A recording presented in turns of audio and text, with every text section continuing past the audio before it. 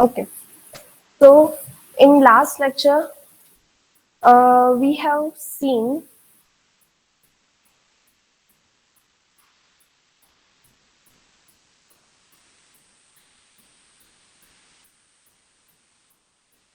the fundamental concepts, right?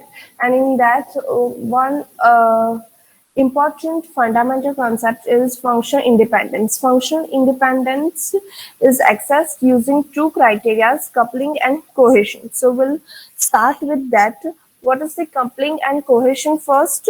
So coupling is the level of interdependability among modules. That means how one module is interacting with another module. It represents the level of degree, right? That how they are interacting with each other. And cohesion represents the degree of interdependability within the elements of a module, right? So as we know that when any software program is modularized, its tasks are divided into several modules based on some characteristics. And modules are nothing but one kind of set of instructions put together in order to achieve some specific task. Right. And on the basis of this coupling and cohesion, that how they are working, how that module is working with other module, and how those modules elements are interacting, how they are interdependent on each other of elements of a single module, how they are interdependent on each other.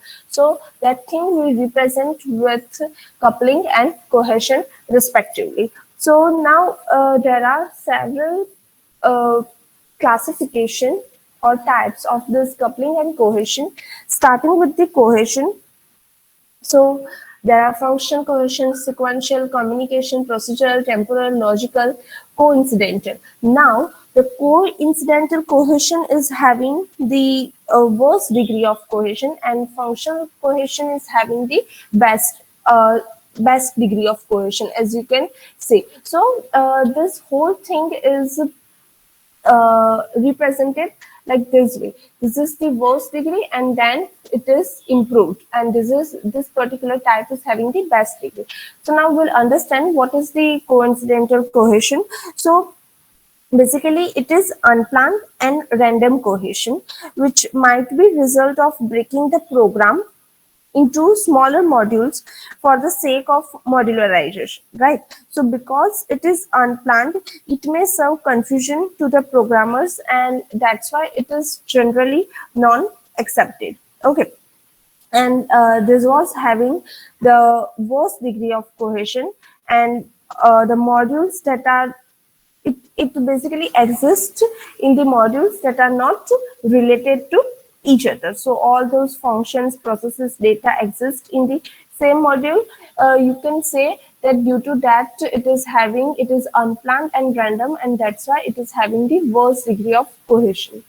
Then we have the logical cohesion. So when logically categorized elements are put together into a module, it is called logical cohesion. Then temporal cohesion. So when elements of a module are organized such that they are processed at a similar point in time, it is called temporal cohesion. When elements of module are organized such that they are processed at a similar point in time, that's the temporal. Procedural means when elements of module are grouped together, which are executed sequentially in order to perform a task, that is the procedural. Then communication means when elements of module are grouped together, which are executed sequentially and work on same data, work on same information, then we can say it's a communicational cohesion. Then sequential, so as the name suggests, when elements of module are grouped because the output of one element serves as input to another element, okay, and so on. So that's the sequential thing and known as sequential cohesion. Then the functional one, So it is considered to be the best degree, to be the highest degree of cohesion, and it is highly expected. Okay, and the elements of module in this particular functional cohesion are grouped because they all contribute to a single well-defined function, and it can also be reused. And such that those reasons, considering those reasons, it is highly expected and it is having the highest degree of cohesion. Now, considering the types of coupling, so as we know that it is a measure that defines the level of interdependability among the modules of a program. It tells at what level the modules interfere and interact with each other. Okay, so you can consider that lower the coupling, your program would be better. So always the coupling should be low and the cohesion should be high. That is the best scenario. High cohesion and low coupling, so that your program would be better. Now, here also the content coupling is having the worst degree and data coupling is having the best degree of coupling. Now, what is the content coupling? So when a module can directly access or modify or refer to the content of another module, right? So it is the known as the content coupling, and that's why it is said to be worst degree of coupling, because it can directly access or modify or refer to the content of another module, and that's why, that is the reason. Now, common coupling, so when multiple modules have read and write access to some global data, then we can say it is the common coupling, or you can say also known as the global coupling.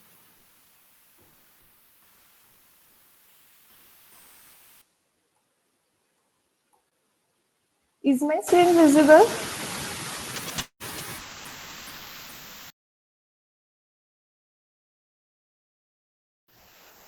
Okay, yeah.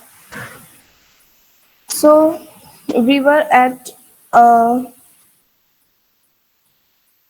external coupling, right?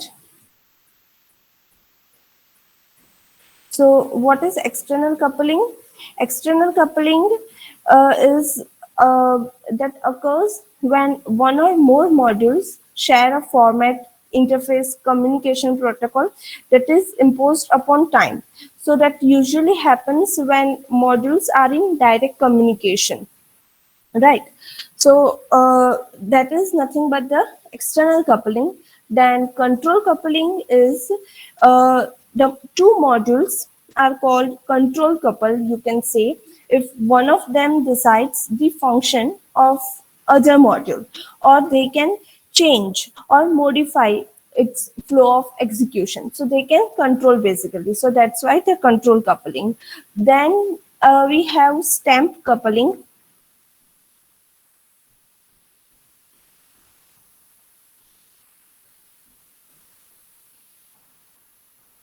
Then we have stamp coupling. So when multiple modules share common data structure and they work on different part of them, that's the stamp coupling.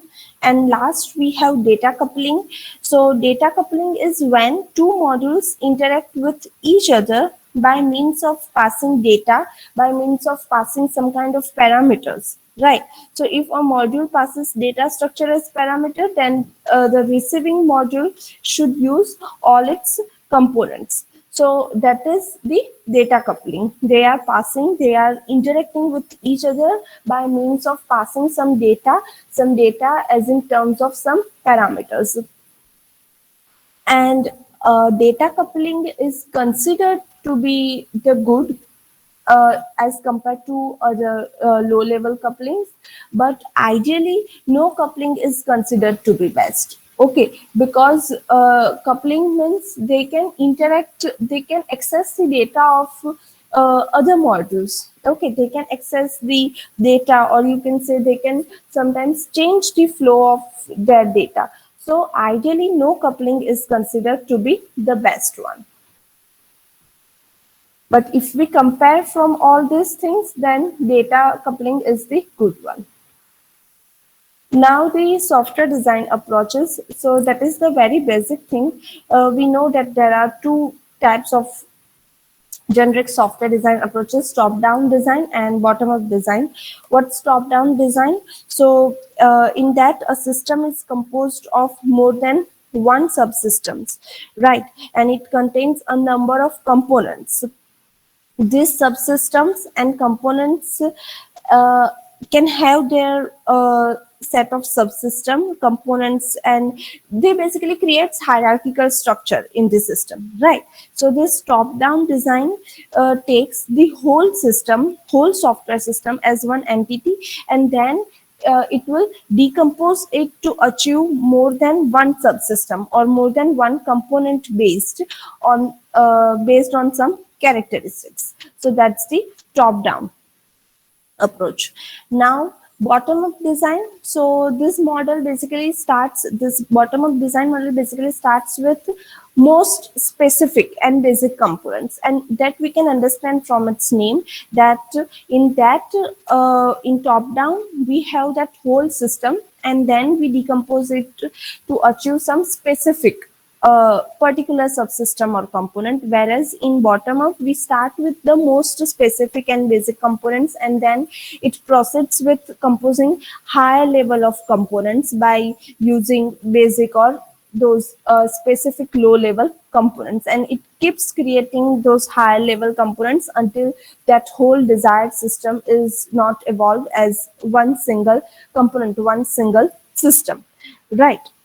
So that's the top down and bottom up design. Now the architectural design. So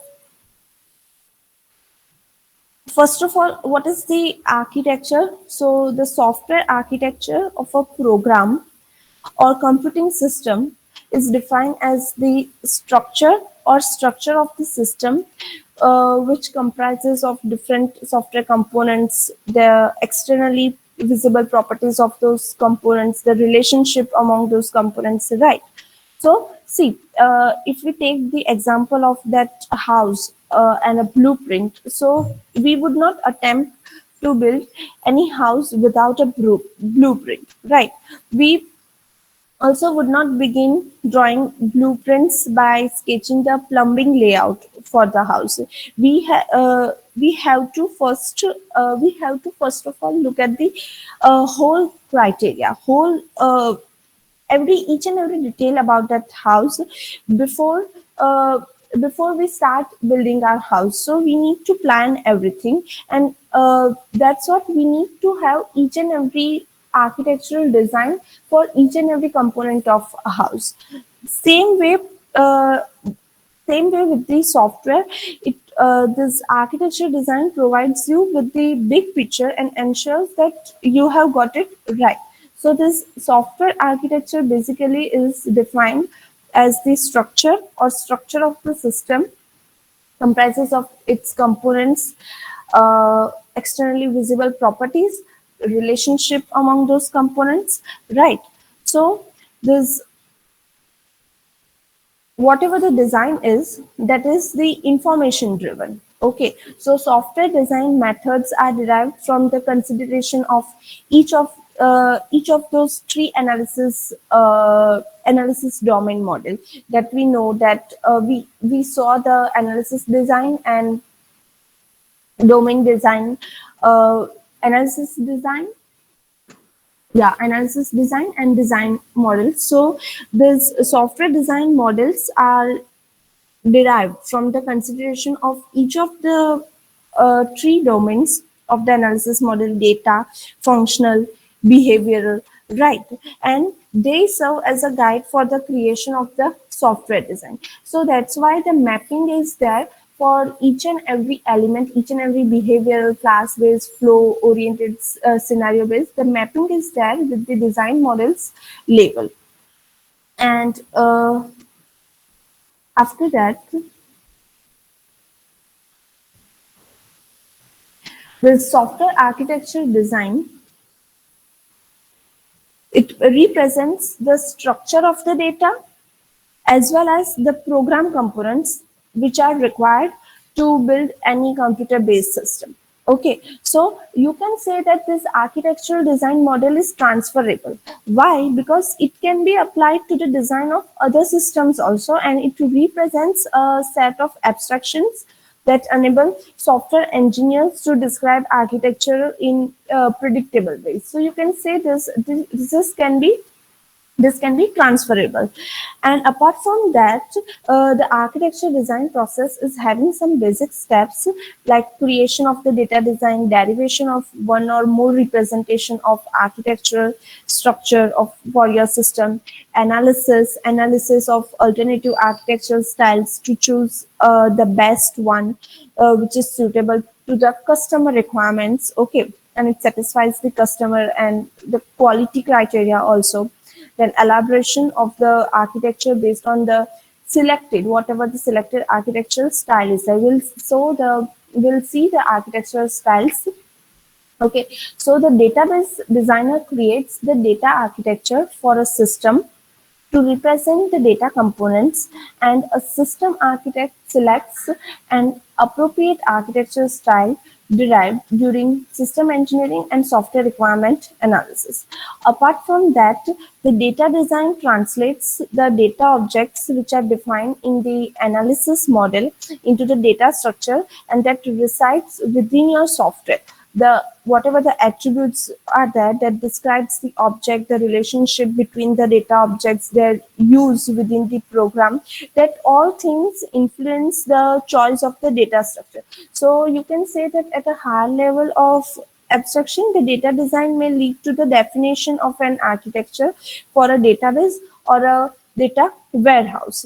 Okay, so the thing is that data design translates the data objects which are defined in the analysis model into the data structure, and the thing is that they are related to each other. Then why this architecture? Why it is important, or what is the emphasis on what is the emphasis of software architecture on software components?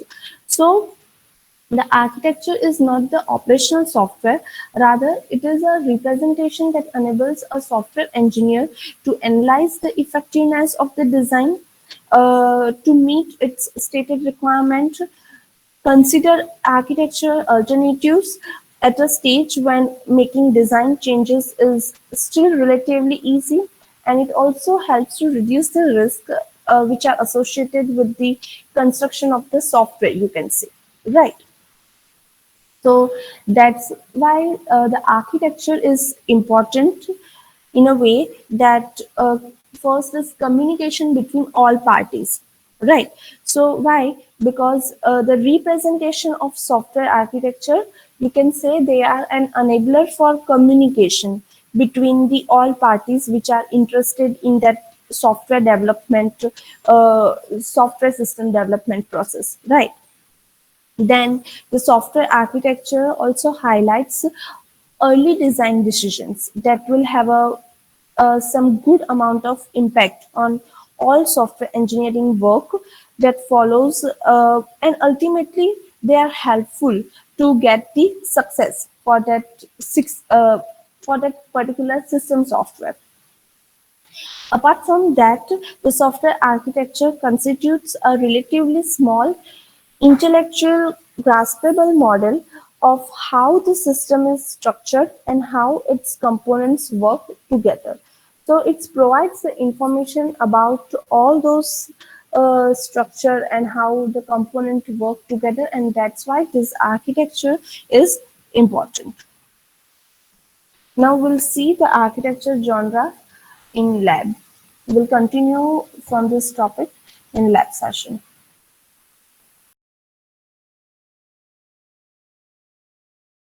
A specific category within the overall software domain. And within each category, you encounter a number of subcategories. For example, within genre of buildings, so you would encounter the following genre styles like houses, condos, apartment buildings, office buildings, industrial building, warehouses, and offices, and so on. So within each general style, more specific styles that can be applicable, and that each style would have a specific structure that can be described using a set of predictable patterns. Then comes architectural styles. So the software that is built for computer-based systems has one or many architectural styles, and that each style describes a system category that has a set of components like database modules that could perform a some kind of functionality that is required by a system. Then it has set of connectors that enable communication, coordination, cooperation among those components. Then it has constraints that define how components can be integrated to form the system. And then it also has semantic models that enable a designer to understand the overall properties of your system by analyzing the known properties of its specific parts. So we have many kinds of architectural styles like data center architectures, data flow, call and return, layered architecture. We'll see one by one, starting with the data flow style. So this data flow architecture style has the goal of modifiability. It is basically characterized by viewing the system as a series of transformation. As you can see in this diagram, it is the view of the system as a series of transformation on successive pieces of input data. Right, data enters the system and then flows through the components one at a time until they are assigned to the output, or you can say assigned to the some data store. And basically there are two types of data flow architecture. One is the batch sequential style of data flow architecture, and another one is the pipes and filter style. So in this pipes and filter, as the name suggests, it in that the pipes are simply one kind of medium that exists to move the data between the filters, and the filters that used to transform the data, right? Like entering and exiting via some kind of string. So this filters basically use some contextual information, and this whole pipes and filter style of data flow architecture emphasizes the incremental transformation of data by the successive components. And in case of batch sequential, it is very simple. As the diagram suggests, the processing steps are independent components itself. Each step is complete itself. Each step runs to the completion before the next step is going to be started. Then we have call and return architecture. So it's like a BFS, DFS kind of thing, if you could remember. So this call and return style of architecture basically having the goal of modifiability and scalability. In that, there is one main program and subroutine. So it works according to main program and subroutine style. Here, basically, it decomposes whole program hierarchically into the small pieces, into the small modules, and typically it has one single thread of control that travels through that various components in the hierarchy. And this call and return architecture has been the dominant architecture since the start of software development process. Then we have data-centered architecture. So this particular architecture has the goal of integrating the data, right? As that we can also understand from this diagram, it refers to the system in which the access and update of a widely accessed data store is occurring. So basically a client runs on an independent thread of control, and there is one shared data repository, or it is also known as active Blackboard. Why active Blackboard? Because Blackboard notifies the subscriber clients when any change occur in the data of their interest. So the main idea of this data center architecture is nothing but the centralization. The centralized data store is there in the middle, which communicates with the number of clients, and clients are nothing but they are independent from each other, so they can be added, removed, or changed accordingly as per that client's need. Okay, they can be added or removed. Basically they are independent from each other, and also the data store is also independent of the clients. Then we have layered architecture. So the basic structure of a layered architecture is nothing but like this in a layered form. There are different types of layers in this defined in this layered architecture, and each of those layer is having some kind of operations to perform. At the outer layer, the components serve the user interface operations.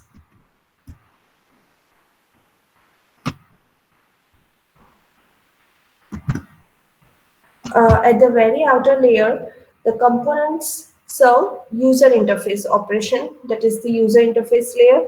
At the innermost layer, the components perform operating system interfacing. Okay, operating system operations. And those intermediate layers provide utility services and application software functions. So these are the different types of architectural styles. Now, in architecture design, whenever the architecture design begins, the design should define the external entities that the software interacts with, right? And the nature of that interaction should be defined. So there are some particular architectural design steps, like represent the system in context, define archetypes, refine the architecture into components, describe instantiation of the system. Let's see one by one, starting with the represent the system in context. So as you can see in this architectural context diagram, it has some uh, some superordinate system, subordinate system, peer level system, actors. Okay, so first of all, the superordinate systems use the target system, the main target system, as part of some higher level processing scheme. Then those subordinate systems are used by the target system. That is the difference between the superordinate and subordinate. This system use the target system, and that superordinate system and subordinate system are used by the target system and provide data processing that are necessary to complete that target system.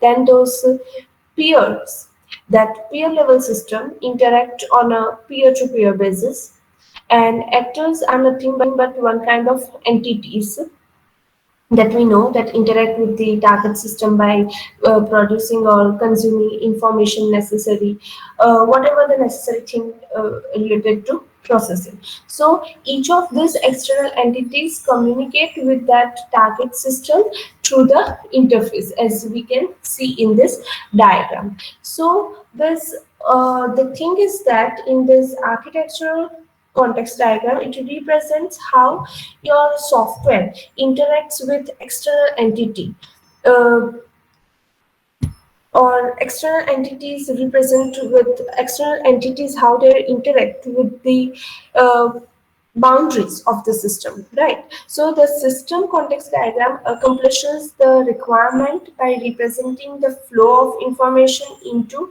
and out of the system. And at the architectural design level, a software architect uses and architectural context diagram ACD to model the manner in which software can interact with entities which are external to its boundaries. And basically, there are these four systems: subordinate, subordinate, peer level, and actors, and all of these external entities communicate with target system through the interface only. Then comes the defined archetypes. So these archetypes are the abstract building blocks of an architectural design, and it is one kind of class or pattern that represents a core abstraction that is important to design of architecture for the target system. So these archetypes can be derived by doing the examination of analysis classes, which we define as part of analysis model, right? And there are some kind of archetypes, examples given in your book, that nodes, detector, indicator, controller, etc. Then the third step in architectural design is the refining the architecture into components. So as the software architecture is refined into components, the structure of the system begins to develop. Okay, so components of the software architecture are derived basically from the application domain, infrastructure domain, and interface domain. Then comes the last step of describing instantiation of the system.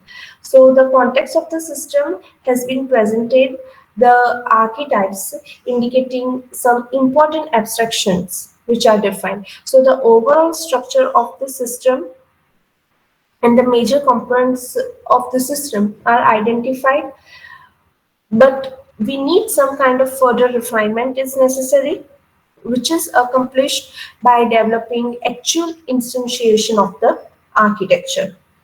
Okay, so that is these four steps: describing instantiation of the system, refining the architecture into components, archetypes, and representing the system in context. Then the assessing the architectural complexity.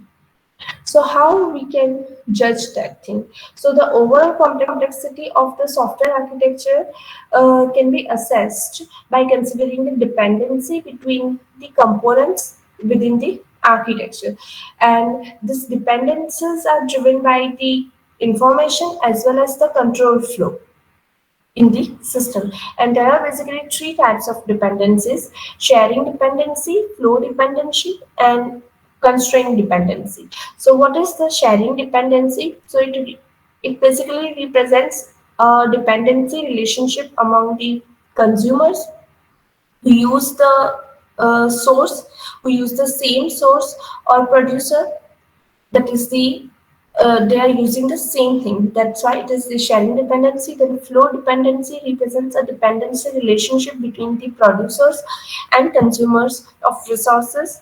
And constraint means it represents some constraints on the relative flow of control among a set of activities between some components. Okay, it is basically representing some constraints, some kind of conditions on the flow of control among some activities, among some components.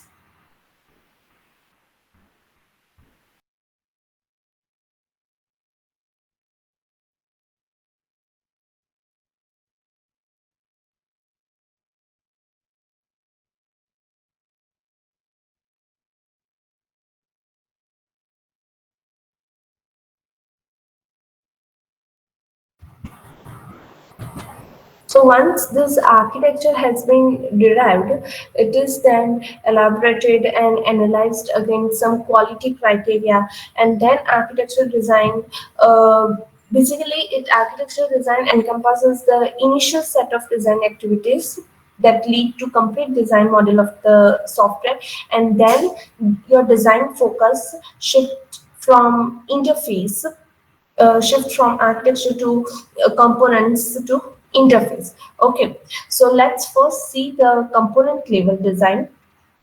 So as I told you that first, after this architecture design is complete, this component level design takes place, and the main objective of this component level design is to transform the design model basically into the functional software, into a software which is operational. Okay, and to achieve this object, to achieve this aim, the component level design represents the internal data structure as well as the processing details of all the software components which we define during architectural design at an abstraction level, right? So here it just represents all those internal things, all those internal data structure and processing details in detail. And this component level design is basically the definition and design of components and modules after the architectural design phase. This basically defines the data structure, algorithms, interface characteristics, communication mechanisms, which is allocated to each and every component for your system development. Okay, and this complete set of software components is defined during this architectural design, but the internal data structure and processing details of each component was not represented in that.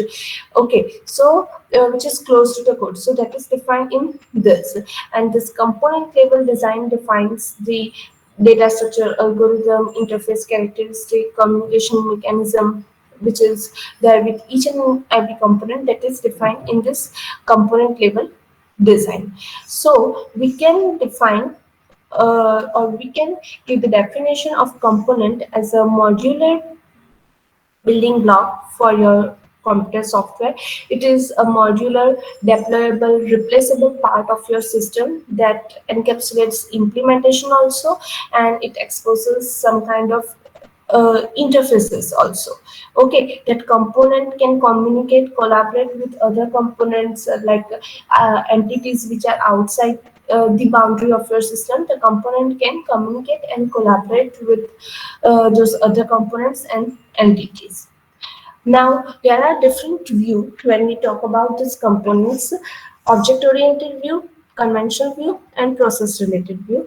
So, starting with the object-oriented view, a component in this object-oriented view is defined as a set of one or more collaborating classes, and each problem domain class and infrastructure class is elaborated here to identify their attributes, operations, which can be applicable for implementation.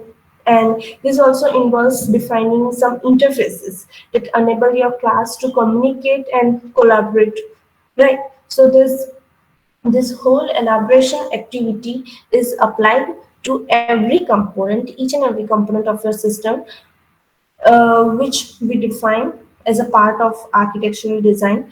So once this whole thing is completed, we kind of perform this step in object-oriented view.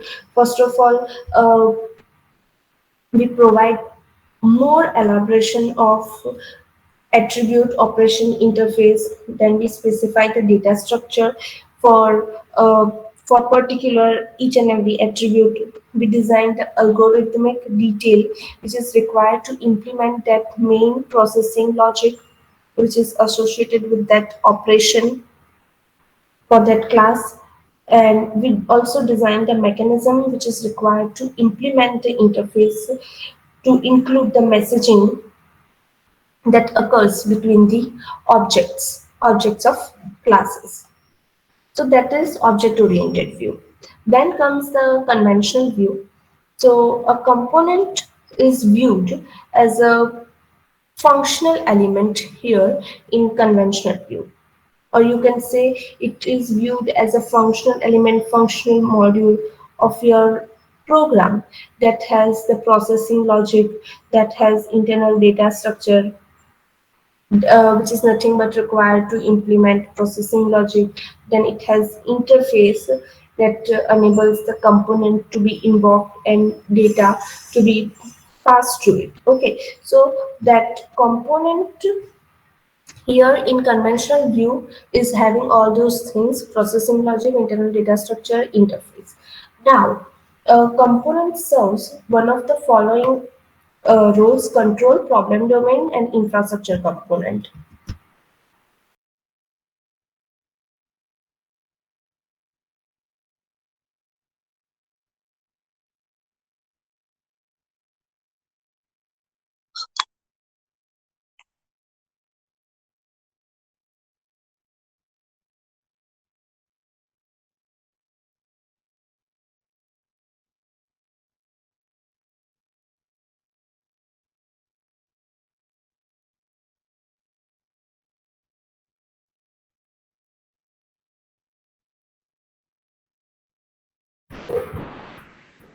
So the control component coordinates the invocation of all other problem domain components.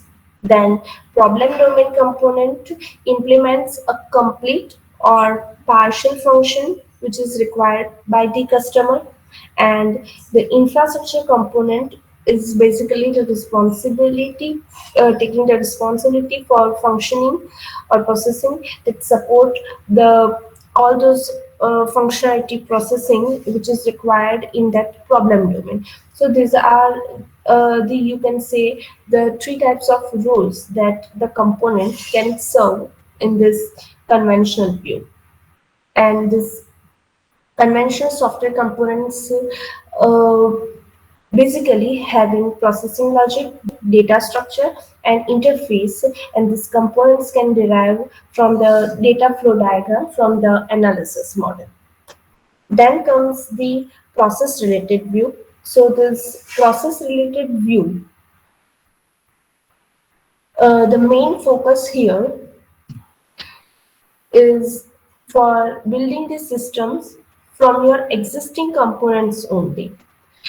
The existing components which are maintained in the library, you can say, we can rather than creating your system from the new components. Okay, rather than creating that component from the scratch, we can use the existing components which we have maintained in library. So as your software architecture is formulated, components are selected from the library, and you can use those components to make your architecture, right? And because those components in the libraries have been created with the reusable purpose, each of those components can have complete description about interface, that how those components are having some kind of functionality. Those description is also there because they are maintained, those existing components are maintained in library.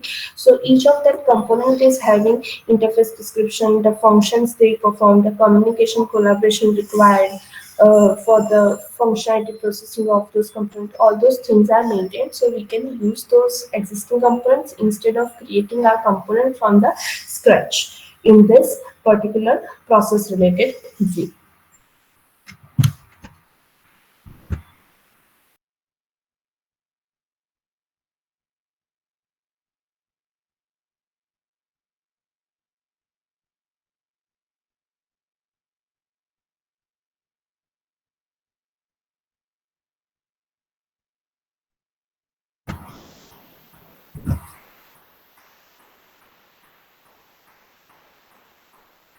Then component level design principles. So there are a number of component level design principles. The first is the open closed principle, which says a module component should be open for extension but closed for modification.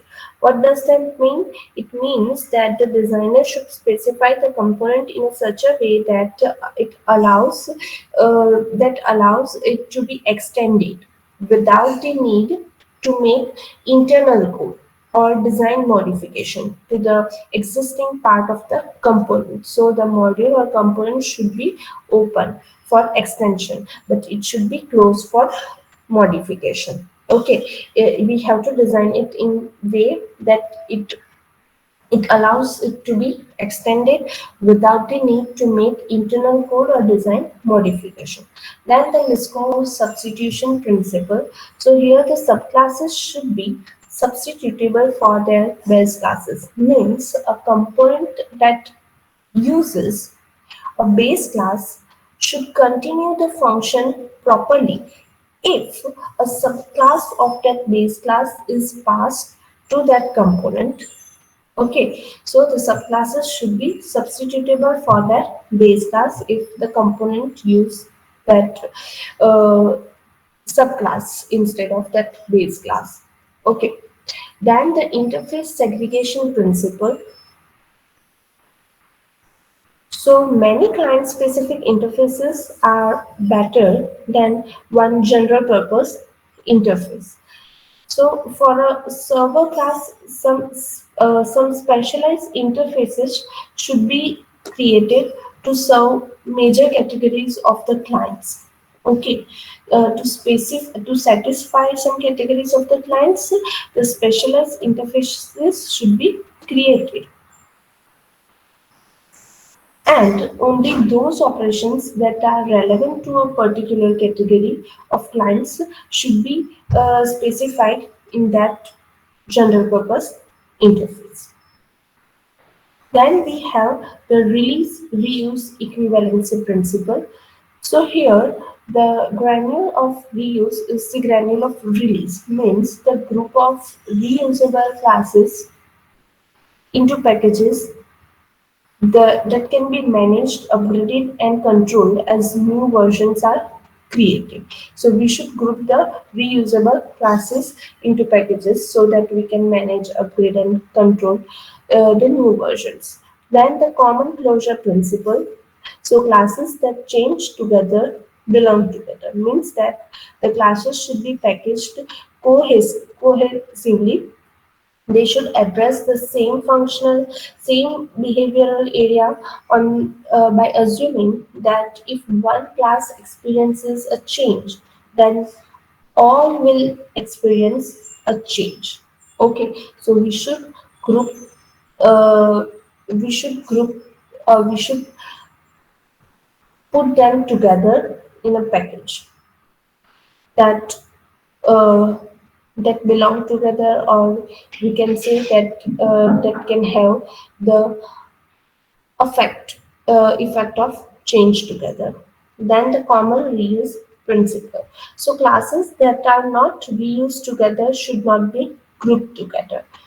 Okay, the reverse one. The classes that are grouped together may go through unnecessary integration and testing when they have experienced no changes.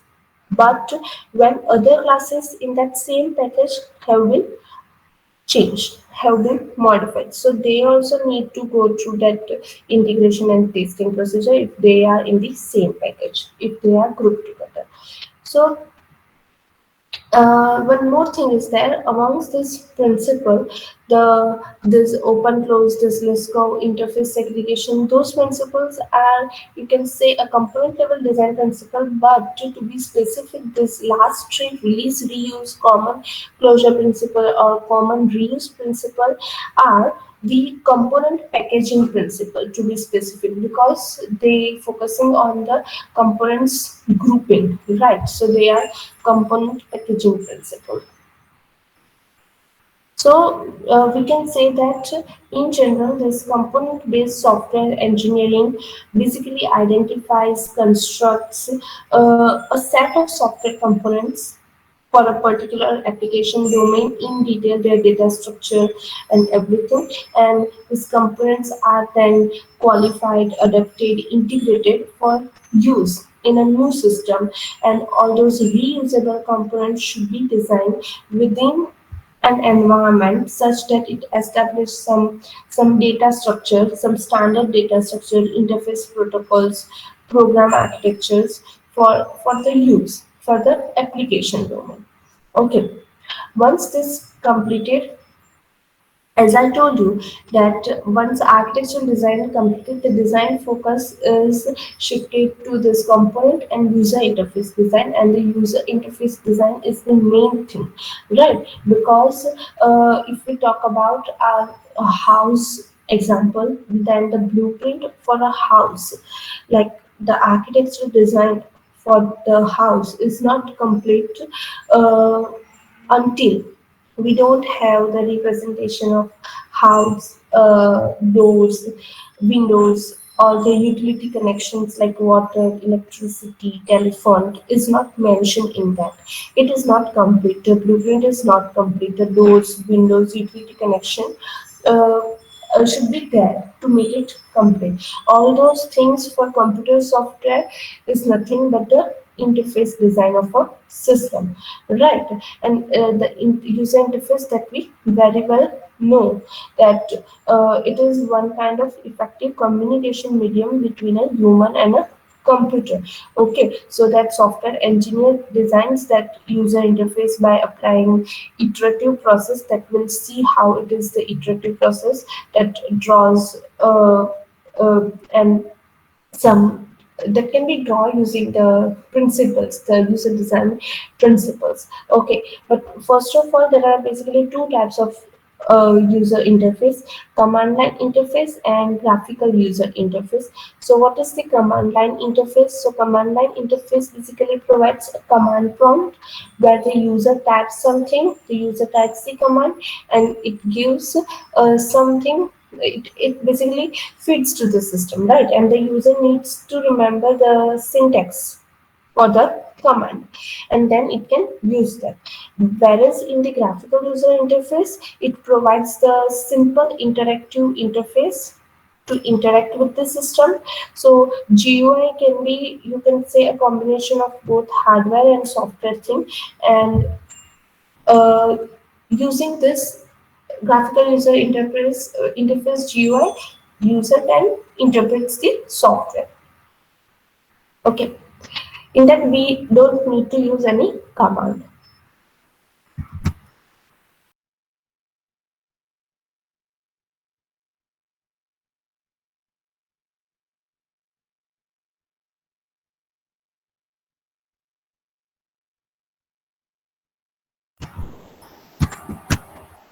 Now, there are basically three golden rules for user interface design: place the user in control, reduce the user's memory load, make the interface consistent. So these golden rules actually form the basis for the set of user interface design principles that can guide us for software design activity.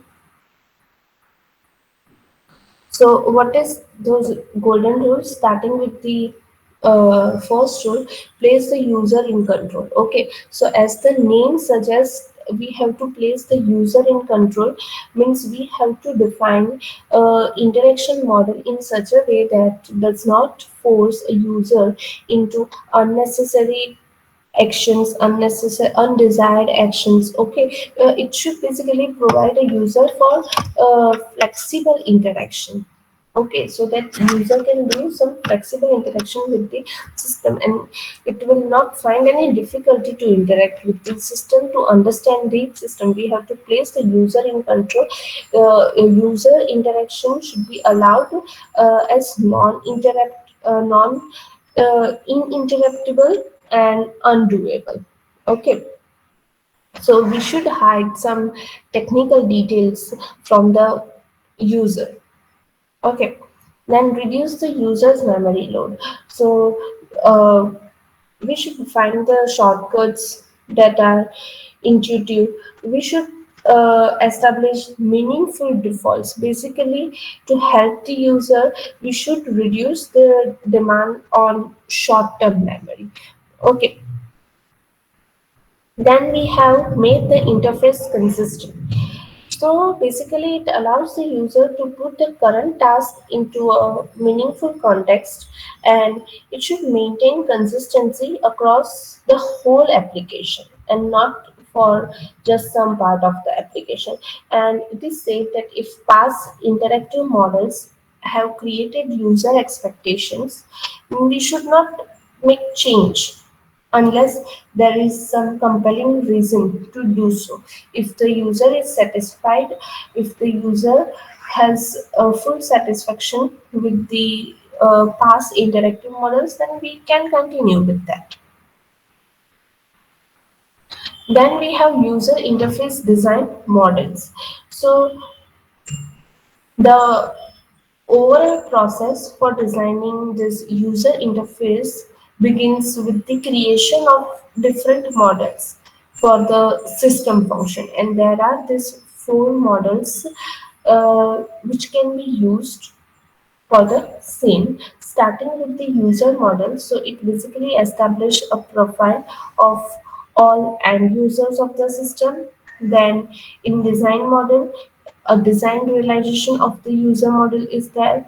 Then the mental model, or you can say system perception. So the users image of what the interface is, what the user is thinking, that how your interface is, that is represented in that system perception or the mental model, then implementation model, so the interface look and feel coupled with supporting information like books, manuals, files. All those things describe interface syntax and semantics that is represented in this implementation model. Then that iterative process, okay, the user interface design process. So the analysis and design process of this user interface is basically the iterative in fashion, and it can be represented with this spiral model. The this analysis design process of this user interface is having many framework activities like user task and environment analysis, interface design, interface implementation, interface validation.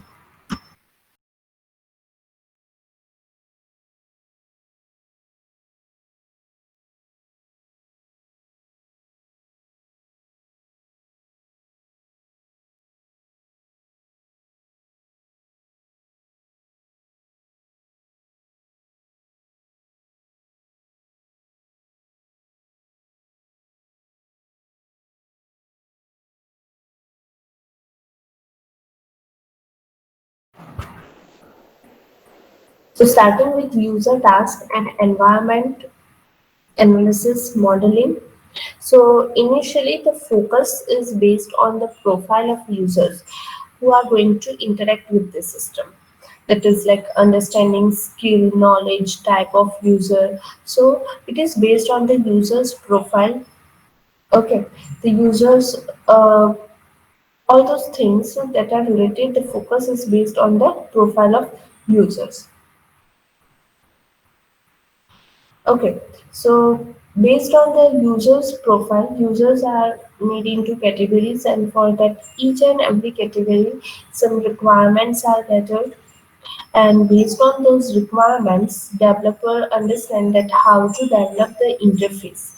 And once all those things done, once all the requirements are gathered, a detailed analysis is conducted, and in after that, in analysis part, the tasks that are that user performs to establish certain goals of the system that are identified, described, elaborated. So all those things are done in analysis part, and the analysis of the user environment basically focuses on the uh, physical work environment also. Okay, so initially in this first phase, the focus is based on the profile of users who is going to interact with the system. Then comes the interface design. So the goal of this design phase is to define the set of interface objects and actions and their screen representation basically, so that enable the user to perform the desired task. Right. So it indicate how this interface, how this control mechanisms will affect the system. It specifies the action sequence of task, subtask. You can say it is a user scenario kind of thing. So it indicate the system. It indicate the state of the system when the user is going to perform some particular task, and it always follow those three golden rules, right? So all those design issue that can occur like response line, command and action structure, error handling, help facilities are considered here as design model is refined. So this phase basically serves as the foundation for the implementation, the very next phase after that design phase. That is nothing but the interface construction and implementation phase.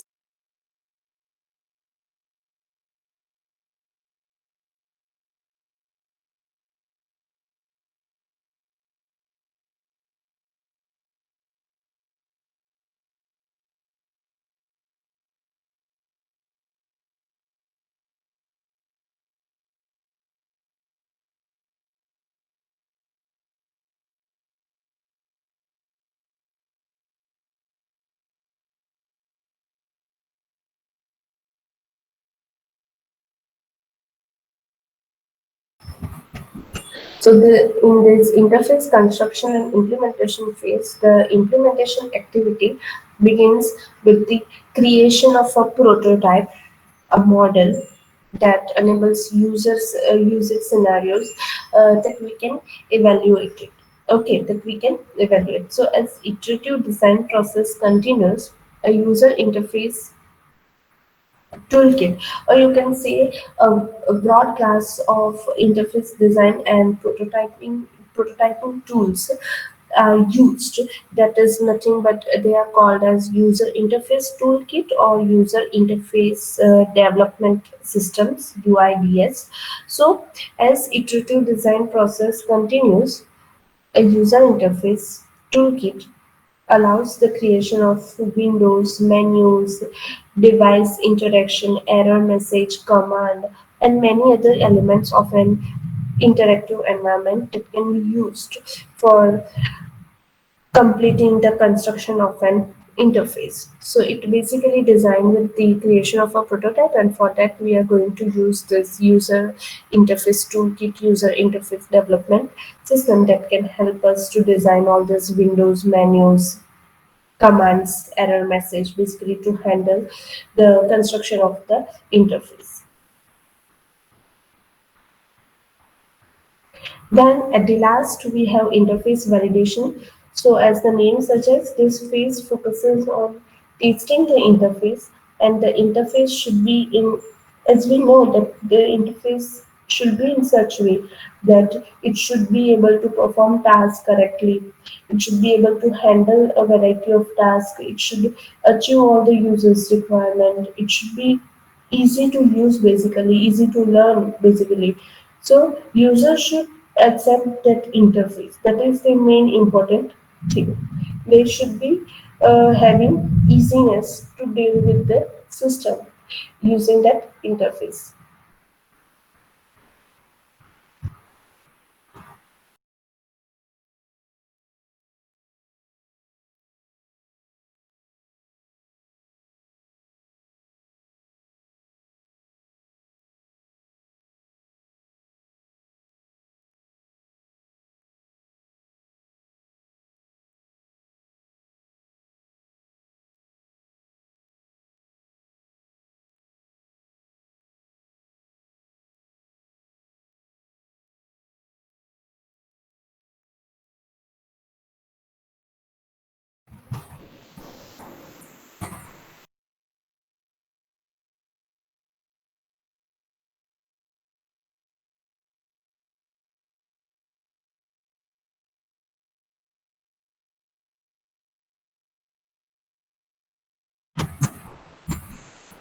Then we have interface design principles. So this interface design principles are mainly used when dealing with the web apps. Okay. So starting with the anticipation, communication, consistency, control autonomy, efficiency, focus, learnability, maintain work product integrity, and there are many more, readability, tracking of states. It can include any related principle. Okay, there are so many. So starting with the anticipation, so it is saying that interface, or you can say, to be specific, a web app should be designed in such a way that it should anticipate the user's next move. Then comes the communication. So the interface should be in such a way that it should communicate the status of any activity which is initiated by the user. Then comes the consistency. So the use of navigation controls, menus, icons, those shape layouts that should be consistent throughout the application. Then comes the control autonomy. So the interface should facilitate user movement throughout the web app, throughout the application, but it should do so in a manner that enforces navigation convention that have been established for the application, for the whole application. Then efficiency. So the design of the web app and its interface should always optimize the user's work efficiency and not the efficiency of the web designer or the web engineer who has designed that and built that. Okay, then comes the focus.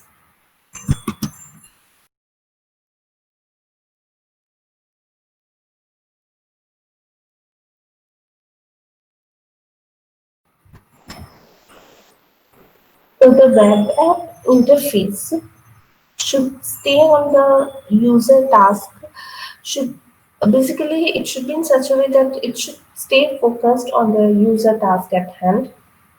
Then learnability. So a web app interface should be designed in such a way that it should minimize the learning time. And once it has learned, it should be in such a way that it should minimize the relearning. Okay, the relearning required when when any of your application or web app is revisited.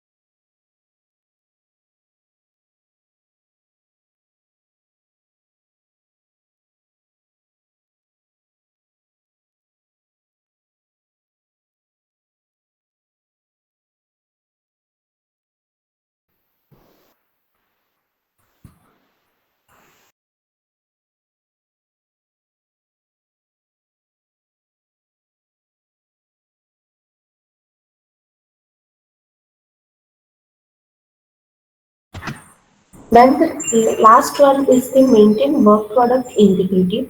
So it says that the interface should be in such a way that a work product, like if some user has filled some form or some user has specified some list, so that should be automatically saved. Okay, it the user face should be in such a way that it must be automatically saved so that it will not be lost if any error occurs. And apart from these principles, as I told you, there are many more principles like readability, tracking the status of user actions, visible navigation. Okay, that should all those principles should be satisfied in terms of user interface design. So that is nothing but that's all about the user interface design. That the user interface design is nothing but one kind of window into the software. Okay, uh, by which we can interact with the system. Okay, so that interface molds the user's perception of the quality of the system. The user is only going to judge the system through that interface only. So, the interface sometimes molds the user's perception of the quality of the system, and if that window, that user interface is smudged or wavy or broken, the user may think or the user may reject. And powerful computer-based system, it is regardless if it is having all those functionalities or all those things, but if the user interface is not that good, the user may going to reject that. Okay, it is going to judge the system's quality on the basis of that user interface. So that's all about that user interface.